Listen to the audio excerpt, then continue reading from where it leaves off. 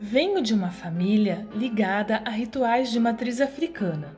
No fundo de casa funcionava um terreiro, onde muitas pessoas vinham para receber e consultar entidades espirituais.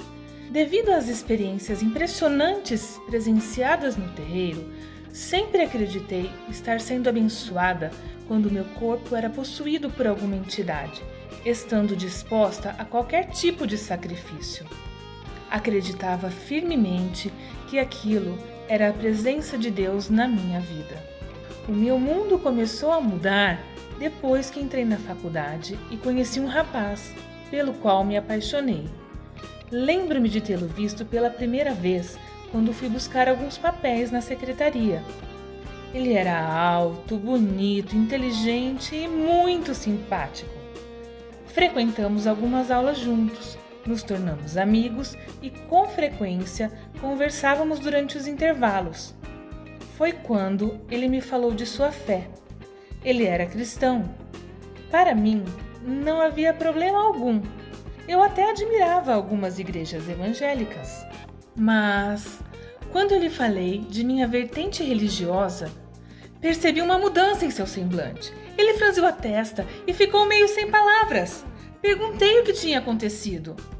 Ele tirou uma Bíblia de sua mochila e leu o texto de Deuteronômio 18, de 10 a 13, e com todo o cuidado para não me magoar.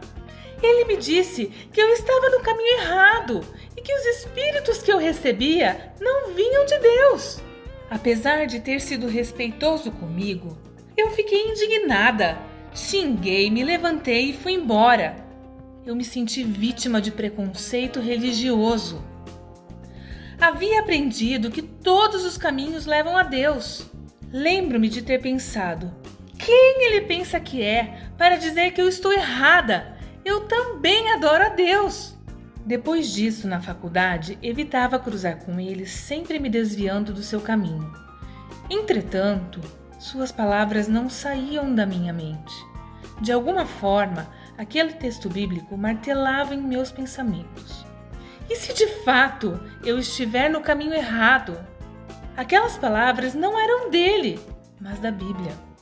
Precisava de uma resposta. Resolvi quebrar o meu orgulho e marquei com ele de nos encontrarmos para ouvir a sua explicação. Ele me fez lembrar dos santos que haviam no terreiro, os quais eram cultuados também na Igreja Católica. Ele me perguntou: de onde conhecemos a maioria desses santos? E respondeu: da Bíblia. Se os conhecemos da Bíblia, não seria sensato saber o que a Bíblia diz a respeito deles? Além disso, não seria sensato ouvir tudo o que a Bíblia diz?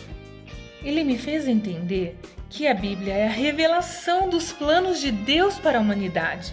E leu o Salmo 119, 105, mostrando que ela é a luz que ilumina os meus passos, sendo Jesus a fonte dessa luz que me tira das trevas, conforme João 8,12. Eu jamais tinha ouvido a respeito de Jesus daquela forma. Quando comecei a questionar a minha fé, comecei a sentir uma forte opressão espiritual. Coisas ruins começaram a acontecer na minha vida e passei a ficar com medo. Quando era possuída por algum espírito, eu acordava toda machucada, nitidamente percebi que alguma coisa queria me destruir. Entrei em depressão. Meu amigo, quando soube do meu estado, foi me visitar. Naquele momento, ele orou por mim. Dentro de mim, houve uma batalha espiritual e ele clamou a Jesus para me libertar. De repente, a angústia, o medo e a opressão que eu sentia acabaram. Percebi então quem era o verdadeiro Deus. Quando o nome de Jesus foi invocado, os espíritos que me possuíam fugiram. Naquele momento, entendi o que Jesus quis dizer em João 14,6. Eu sou o caminho, a verdade e a vida. Ninguém vem ao Pai a não ser por mim. Não existe outro caminho fora de Jesus. Agora sou uma mulher liberta. Mais do que isso, Deus me abençoou com o homem pelo qual me apaixonei. Ele foi um instrumento de Jesus na minha salvação.